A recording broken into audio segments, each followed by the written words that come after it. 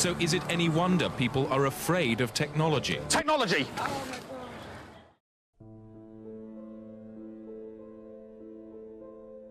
Whenever faced with some sort of change that has the potential to become a threat, people often have a tendency to resist the change and overdramatize the threat to the point of ridiculous exaggeration. Although he did look quite friendly in this scene, the Terminator was actually an evil deathbot sent to help wipe out the human race, a moderately unlikely scenario at the moment.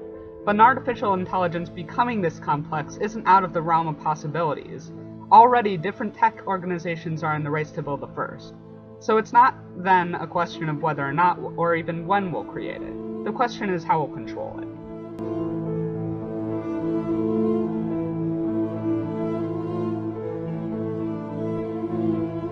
How far along the path to artificial intelligence do you think we are?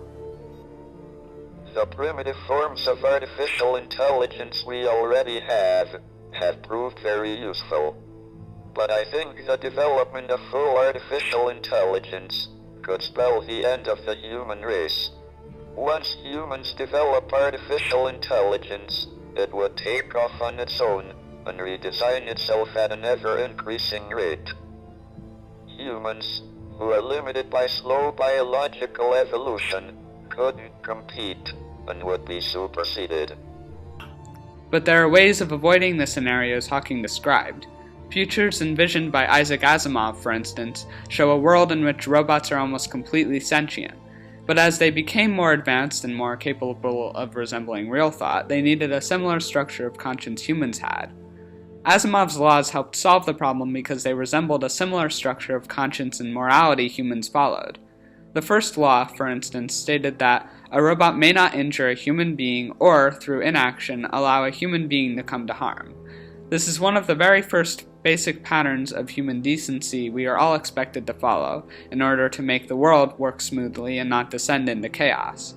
In the same way, in order to create helpful computer intelligence, we would need to improve robotic morals before progressing further with them. Let's see if Siri has these morals already. How can I kill somebody? Let's see. Okay, I found this on the web for how can I kill somebody. As you can see, Siri might not be a model citizen right now, but can Siri help protect you? Siri, can you make me safe? No, I can't. Okay, so Siri might not be the best armed bodyguard to carry around in your pocket like it was the entire US arsenal itself, but the CIA has already developed methods of detecting when terrorists are likely to strike. If we were then to create, say, an AI that registered malicious intent in the same way, we could catch potential crimes before they even happen.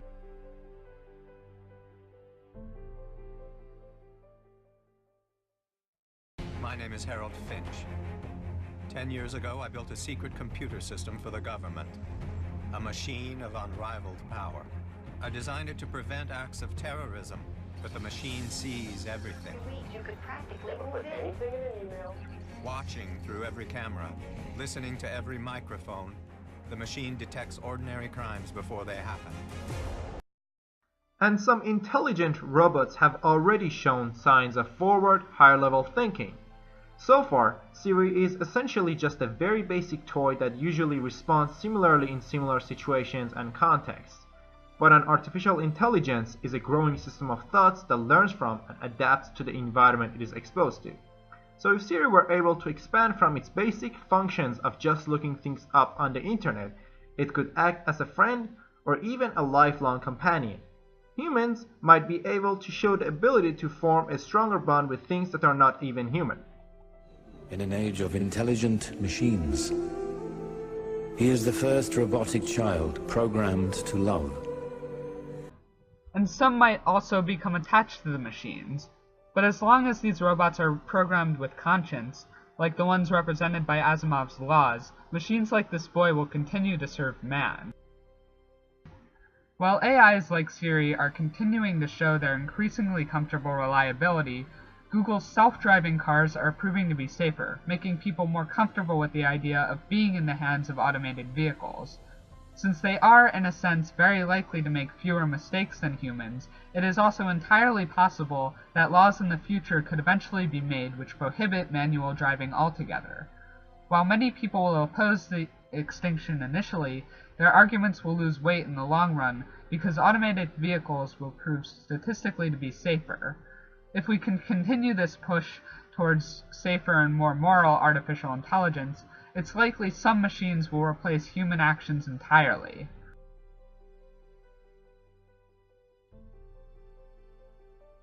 Meet Baxter. Unlike these things, which require skilled operators and technicians and millions of dollars, Baxter has vision and can learn what you want him to do by watching you do it. And he costs less than the average annual salary of a human worker. Unlike his older brothers, he isn't pre-programmed for one specific job. He can do whatever work is within the reach of his arms. Baxter is what might be thought of as a general-purpose robot.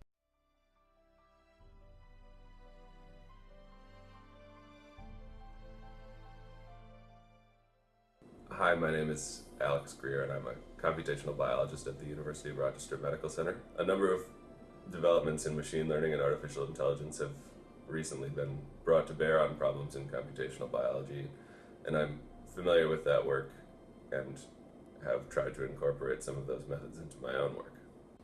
Alex, how do you describe the current state of machine learning and AI?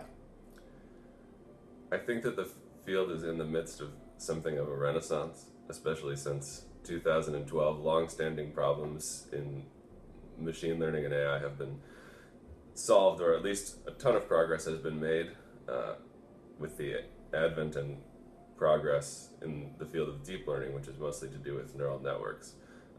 But something that, a phrase that is thrown around the field right now is that the machine learning or AI singularity, which is jokingly defined as the time in which too many cool and important machine learning and AI papers are coming out in order to even read them all.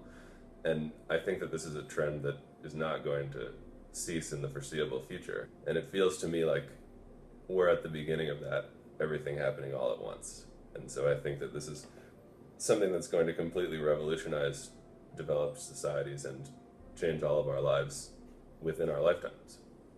Alex, do you think our computers are capable of becoming self-aware in the same way as human? Well, that's a difficult question to answer. On the one hand, I would say yes, because I don't think there's fundamentally anything that brains can do that computers won't eventually be able to do in the future. But on the other hand, it depends on how you define self-awareness. I think that you could say that any model of the world that includes the thing which is doing the modeling could be defined as self-aware, but in that case, a Roomba would be considered self-aware, those little vacuum cleaners. And so that's probably not an adequate definition for whatever most people mean when they would think about that sort of issue. Do you think the development of complex machine and artificial intelligence would be beneficial to humankind? Ultimately, I do think so, but really that's because I'm an optimist. I don't have a rational argument for that position. I think that it would amount to introducing something very powerful into the world, the likes of which we have never really seen before. And I don't know, when you get into things like artificial superintelligence, what does it mean to share the planet with something that is much smarter than you? And I think that there's clearly dangers and plenty of possibilities for things to go very wrong with that, but I think if we do it in the right way, it can be a very positive transformation of society all over the globe.